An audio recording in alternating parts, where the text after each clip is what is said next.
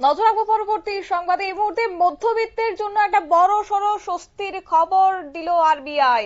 RBI এর পক্ষ থেকে 1 লাফে রেপো রেট কমানো হয়েছে অনেকখানি। শুক্রবার সকালে রিজার্ভ ব্যাংক অফ ইন্ডিয়ার তরফে জানানো হয়েছে যে রেপো রেট 50 বেসিস পয়েন্ট এই মুহূর্তে কমানো হয়েছে। অর্থাৎ আগামী দিনে সেক্ষেত্রে বাড়ি কিংবা গাড়ির ক্ষেত্রে একটা ঋণের ইএমআই ঋণ কিন্তু অবশ্যই কমে যাবে। যাব বিস্তারিত, আমাদের সঙ্গে যুক্ত হয়ে গেছে প্রতিনিধি বিপ্লব চন্দ্র। বিপ্লব দা, কি জানতে পারছে এবং আরবিআই এর পক্ষ থেকে কি জানানো হয়েছে?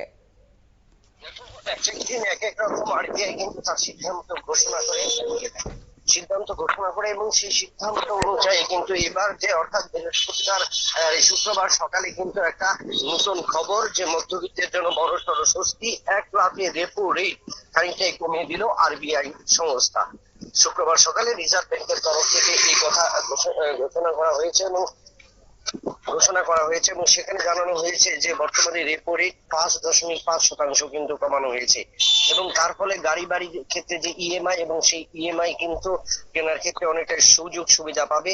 শুক্রবার গভর্নর জেনারেল সঞ্জয় মালহোত্রা জানিয়েছেন মনিটারি পলিসি কমিটির বৈঠকেই কিন্তু তা সিদ্ধান্ত হয়েছে এবং এই সিদ্ধান্ত হবার ফলে কিন্তু ঋণ গ্রহীতাদের ক্ষেত্রে অনেকটাই সুরাহা হয়েছে এবং যারা ঋণ নিয়ে বিশেষ করে গাড়ি বাড়ি তারা করে থাকে এবং তার ক্ষেত্রে কিন্তু তারা সেই সমস্ত সুবিধাটা পাবে এবং তার কারণে কিন্তু যে শতাংশ যদি হিসাবে দেখা যায় তাহলে 3.7% কমতে পারে। বর্তমানে যে রেপো রেট রয়েছে তার থেকে অনেকটাই কিন্তু কমবে এবং সেখানে সাধারণ বা মধ্যবিত্ত যারা রয়েছে তাদের ক্ষেত্রে কিন্তু বাড়িঘর করার ক্ষেত্রে বা গাড়ি কেনার ক্ষেত্রে একটা সুযোগ সুবিধা হবে এবং এই সুযোগ সুবিধা দেওয়ার ফলে কিন্তু মধ্যবিত্ত কিন্তু আশা প্রকাশ করছে যে আগামী দিনে তাদের অনেক কিছু লাভবান হবে।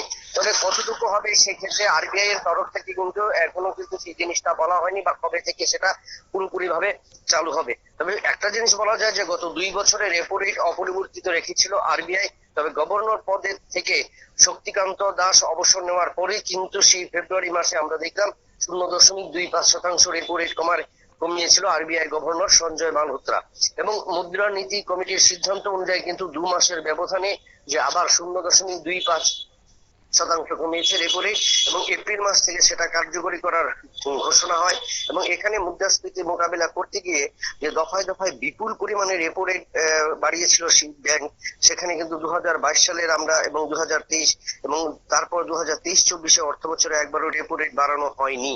তবে চলতি বছরে ফেব্রুয়ারি থেকে ছবিটা পাল্টেছে এবং পরপর 3 বার কমানো হয়েছে এবং এই রেপো রেট এবং আরবিআই এর গভর্নরের মধ্যে দেশীয় এবং বিদেশি লগ্নিকারীদেরও প্রচুর সুযোগ সুবিধা যেমন হবে সেক্ষেত্রে অর্থনৈতিক ক্ষেত্রেও কিন্তু অনেকটা উন্নতি হবে সাধারণ মানুষ থেকে প্রত্যেকেই। শতাব্দী। একেবারে ধন্যবাদ। আপনারা শুনলেন, অর্থাৎ মুদ্রাস্ফীতির মোকাবেলা করতে বিগত বছরগুলিতে দেখা গিয়েছিল যে কয়েক দফায় বিপুল পরিমাণে রেপো রেট বাড়িয়েছে শীর্ষ ব্যাংক এবং যার ফলে রীতিমতো মধ্যবিত্তের কপালে একটা চিন্তার ভাঁজ পড়ে গেছে। তবে বর্তমানে 2025 ছবিটা কিন্তু একেবারে অন্যরকম। আরবিআই গভর্নরের মতে দেশি এবং বিদেশি লগ্নিকারীদের জন্য প্রচুর এবার সুযোগ রয়েছে ভারতীয় অর্থনীতিতে। তাই দ্রুত গতিতে উন্নতি করছে ভারত এবং যেখানে রেপো রেটের সংখ্যা আজকের দিনে অনেকটাই কমে গেছে।